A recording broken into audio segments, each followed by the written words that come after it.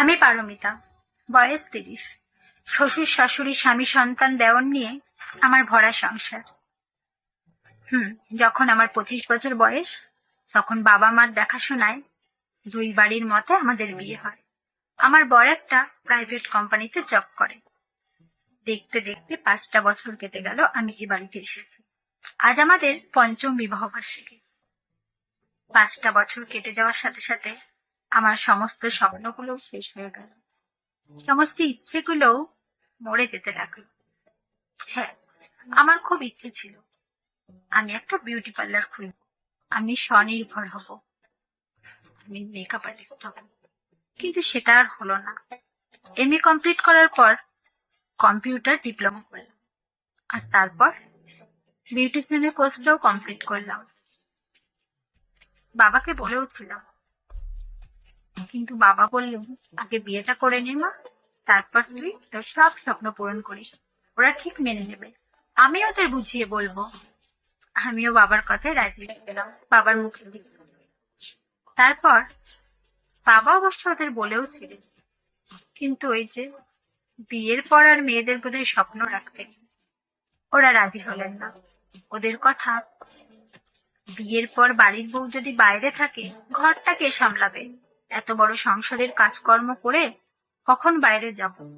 তখন বাইরের দিকে টান থাকলে বাইরের কাজ সামলানোর নেশায় হয়তো ঘরের কাজেই ফাঁকি দিয়ে বসবো। তো কি আর করা যাবে, স্বপ্নটা ওখানেই শেষ। এখন আমি প্রতিনিয়ত ঘড়ির কাঁটার সঙ্গে তর্ক করে চলি। সকাল 6টায় অ্যালার্মের আওয়াজে ঘুম থেকে উঠে ওই যে দৌড়ানো শুরু করি, রাত 12টায় পা দুটো থামে আমার। সারাদিন দৌড়েই চলে।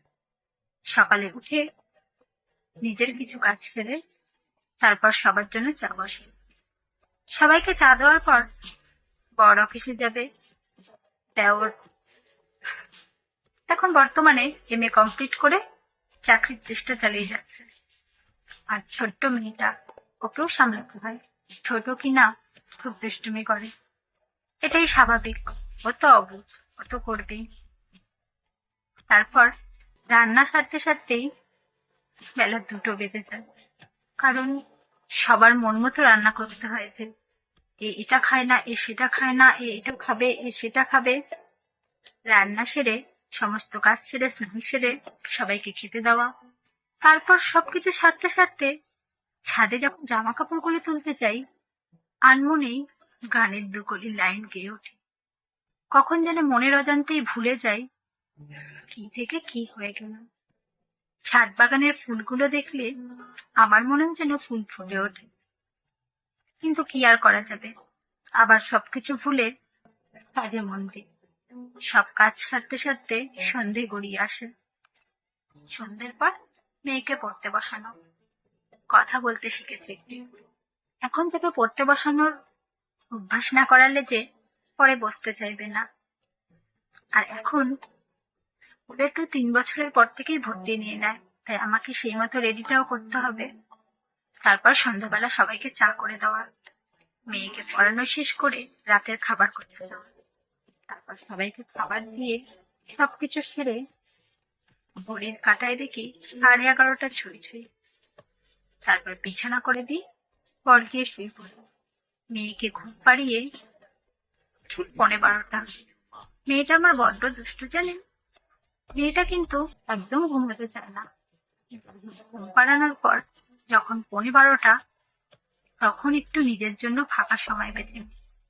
গল্পের বইটা হাতে নিয়ে মন মতো বইয়ের 2 পাতা পড়তে থাকি। শুধু ওই সময়টুকুই একদম নিজের করে পাই, একান্তই নিজের। নিজের ভাবনা, নিজের ভালো লাগা, নিজের খারাপ লাগা, হারিয়ে যাওয়া স্বপ্নগুলো চোখ বুঝলেই ভেসে ওঠে। বাকি সময়টাতে সবার জন্য, নিজের জন্য না হয় ওইটুকুই থাক, সেই ভাবনাগুলোই না হয় শান্তি দিক মনে।